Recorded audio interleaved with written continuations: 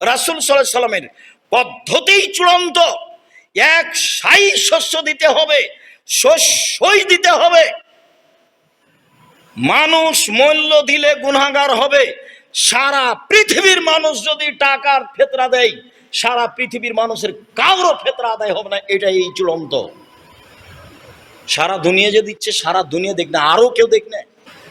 যদি টাকা দিয়ে ফেতরা দেওয়া প্রমাণ করতে হয়, আবার মুহাম্মদ সাল্লাল্লাহু আলাইহি সাল্লামকে আসতে হবে, এসে বলতে হবে যে তোমরা টাকা দিয়ে ফেতরা দাও। ওই সময়ে টাকা ছিল, ওই সময়ে মুদ্রা ছিল, স্বর্ণের মুদ্রা দিয়ে হাট বাজার হতো, রূপার মুদ্রা দিয়ে হাট বাজার হতো, কিন্তু তিনি মুদ্রার কথা উল্লেখ করেননি। আব্দুর রাজ্জাক সাহেব, চাউল যে কেউ নেয় না, ফেলে দেন। কেউ যদি না নেয় তো জামিয়ে পাঠিয়ে দিন। এখন আপনার পথ কি? যদি কোনো পথই না পান তো একটা কিছু করবেন, কিছুই যদি না পান তো বাড়িতে রাখা হবে না, ফেলে দেন।